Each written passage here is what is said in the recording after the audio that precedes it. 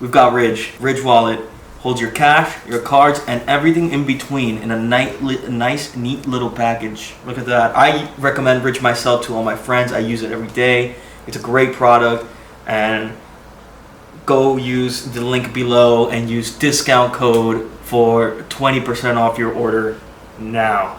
Order today. Order today. Don't wait, because the code will expire. Even though it won't, I'm going to tell you it will. And help support the channel. You guys rock. Peace. So this is probably the ultimate clamshell retro handheld in terms of what it can do, but it does leave quite a bit to be desired in some other aspects. However, as I did review the Powkiddy XE Plus recently, I'm ready to review yet another clamshell. So with that said, introducing the Powkiddy X18S, the most powerful clamshell under $200. Let's dive right in.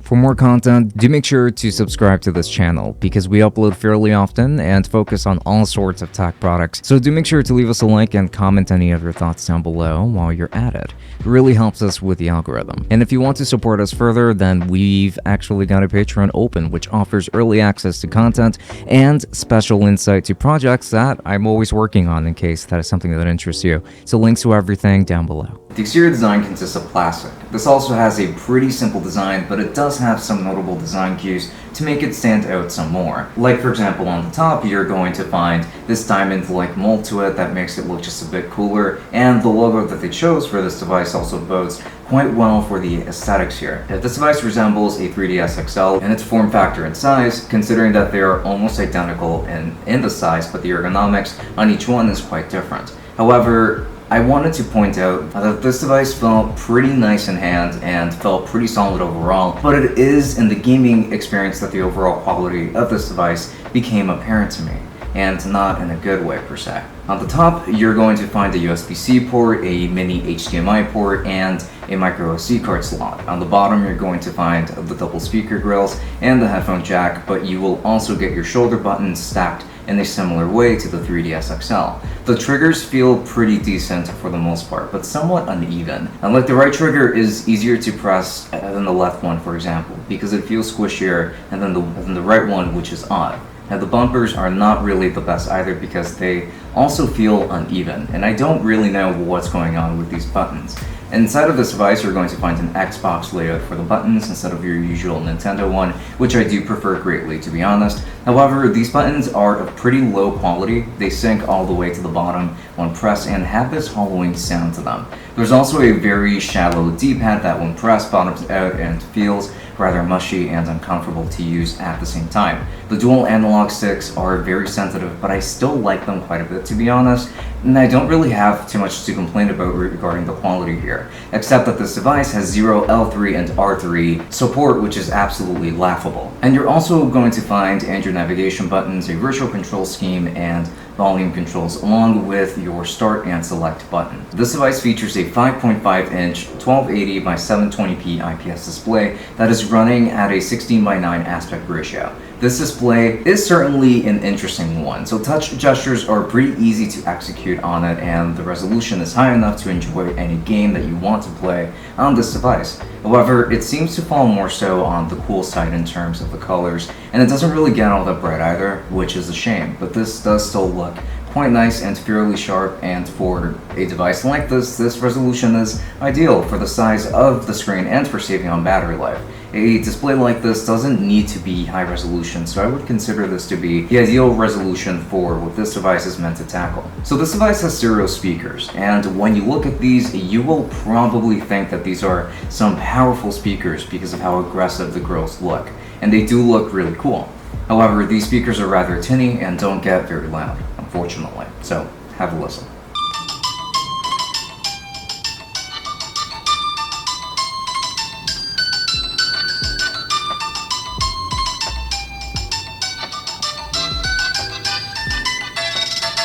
So this device features a Unisoc T618 CPU, a Model E G52 GPU, 4GB of RAM, 64GB of system storage, and a 5000 mAh battery. This is a pretty powerful system, and the fact that it stands at below $200 is really nice, especially especially considering that some of the competition is pricing themselves at the higher tiers. Also, this device is running on Android 11, which is very nice and will age incredibly well over the years. Now let's go ahead and talk about performance. I'm going to be testing 6 systems here, most of them being higher end ones, and won't be touching on GBA, Game Gear, or anything like that because I would like to focus on these systems in particular. So let's begin with PSP performance using PPS as PP. I tested out a variety of titles and all of them ran very well at 3x resolution, and I would like to reference Kingdom Hearts Birth by Sleep first and foremost. This is a more graphically intensive game and it runs very smoothly while upscaled this way, which is impressive. But obviously less demanding titles like Final Fantasy Tactics will look incredible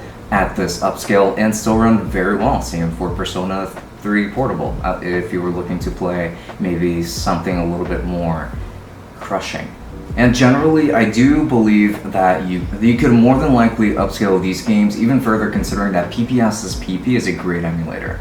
PSP emulation isn't so demanding, and this is a powerful device, so all of the pieces fall into place pretty nicely. I would like to stress that you don't really need a device like this necessarily in order to get pretty good PSP performance. Like, for example, if you want a good PSP performance, you could still go for something like the Retro Pocket 2 Plus and pay about $100, or maybe just go a little bit higher than that, not get the same performance per se, but still get pretty decent performance with the Powkiddy RGB10 Max 2, which is still a pretty cool device and does have a 16:9 screen, which is ideal for PSP anyway. So yeah, that's essentially my verdict with that. Dreamcast also runs very well on the Redream emulator. I tested out Sonic Adventure 2, as I always do, and got really nice performance. For a device like this, I could go through the most demanding parts of the beginning stage without any issues at all to speak of. This is the kind of flexibility that I appreciate with Android, that you can use whatever emulator you choose to, which is necessarily afforded to you by other systems, such as, for example, the RGB10 Max 2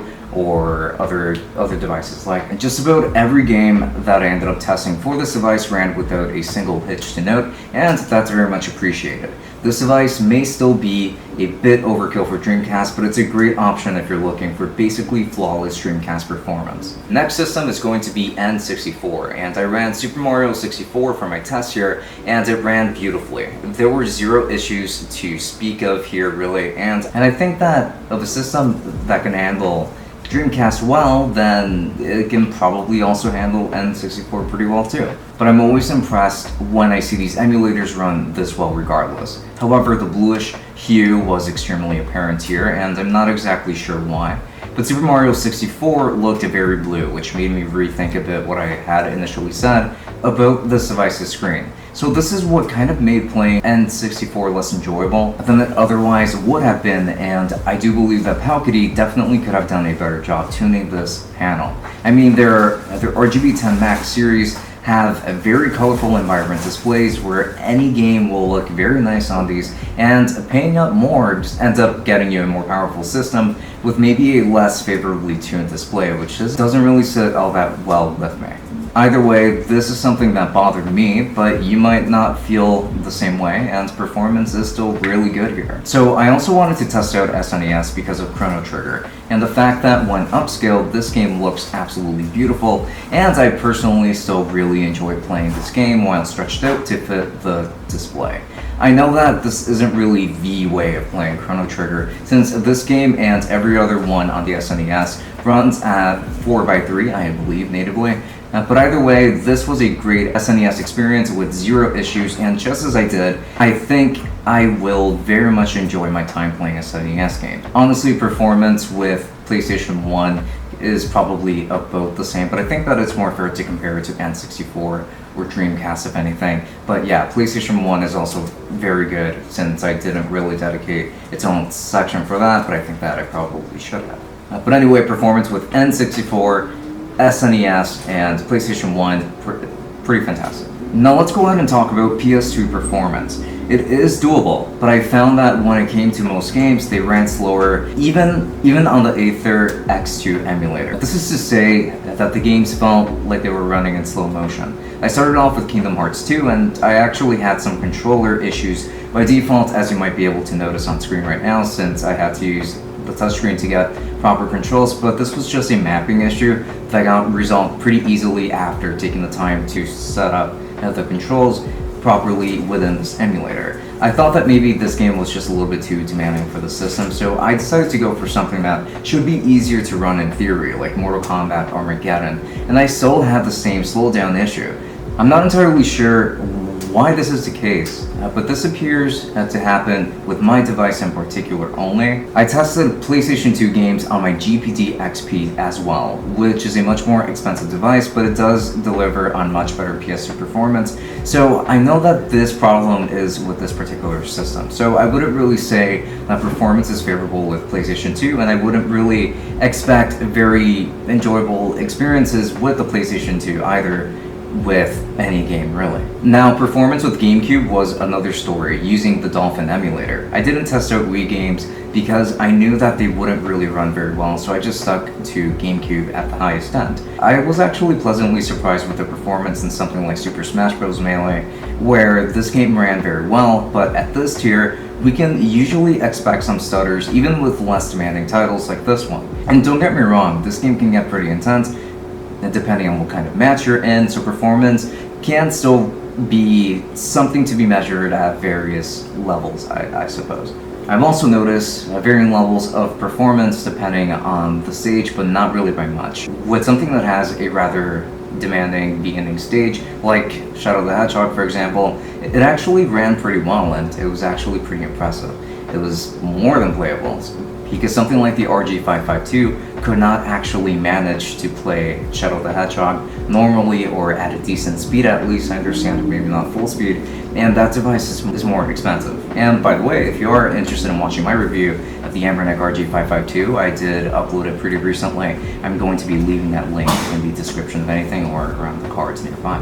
So I would say the GameCube performance might be pretty comfortable, honestly, as long as you're willing to deal with the occasional stutters and the occasional slowdowns that you are going to experience here. But I would say that about maybe 50% of the GameCube library should run pretty okay on this machine. So this being an Android device, I also decided to test out Google Stadia for game streaming, and it was fairly pleasant since this device does have 5G support and can take advantage of 5G speeds. So we do have pretty solid performance here. Not perfect, but pretty solid. I tested out Final Fantasy 15 and had a pretty fun time playing it. However, I noticed that if the game that you want to stream takes advantage of L3 and R3, then you might find yourself handicapped by this device since it does not have that kind of support. Also, the feeling on the shoulders might get in the way since they can feel a little bit spongy, almost like they have maybe just a little bit too much travel, or like they just require a heavier press to actuate. So I would not consider this a great device for game streaming regardless of performance because of the feeling of the buttons. For emulation, I had a pretty great time with these, but when it came to actual game streaming, that was another story. So when it comes to the battery life, this device also performs pretty well. You can expect about 5 to 5 hours of battery life while gaming thanks to how efficient this device is. Also, sleep mode is pretty efficient on this one, so I think that it is pretty safe to say that this is a pretty good device to take with you on road trips. So in conclusion, I think that I liked the X18S maybe just a little bit more than the average reviewer, but I do understand both sides of the argument, I suppose. Like, I understand why people would tell you to stay away from this device, and those being, let's say, the colors on this display, definitely the buttons, and maybe to an extent the build quality. But I am more so in favor of this device because I didn't really have too much of an issue with the buttons for the most part, and I was mostly happy enjoying the performance on the X18S. It's capable of outputting quite a bit for the money. This is a pretty good value, and I would say that the issues with the buttons can definitely be fixed with some DIY solutions. Solutions that I haven't quite tried yet, but I do intend at some point to see if I can squeeze more out of this device. So with that said, for about $180, this is a pretty cool device with great performance, and for almost every system that I tested, I can recommend it as long as you can keep your expectations in check for PlayStation 2, GameCube, and as long as maybe you don't expect to do too much game streaming here either, so do keep this in mind. However, I do feel pretty positively about the X18S here. So thank you so much for watching this video up until the very end. It is always very much appreciated. I am going to be leaving affiliate links down to Amazon in the description. If you end up using that, then you'd be helping out the channel quite a bit. So I would appreciate that quite a bit. And also there's going to be an ABUNDA link, which is going to help you pay for this a little bit more slowly if that is something that you would prefer. Like, just take it easy with installments, no credit card of your own required. So links to that down below as well. It should make things easier. And I would love to give a very special thanks to all of our patrons, beginning with the tier 3s, which are going to be Omar, Sada, Zal, and Aliyah. Thank you so much for all of your support, because it really does go a very long way. And now on to the rest of the patrons, which are going to be right on screen here, as you should be able to see. Thanks so much to all of you for everything that you have done as well. So with that said, please make sure to follow me on Instagram and on Twitch, and this has been Francisco from Tech Summit. Thank you for watching. Until next time, enjoy.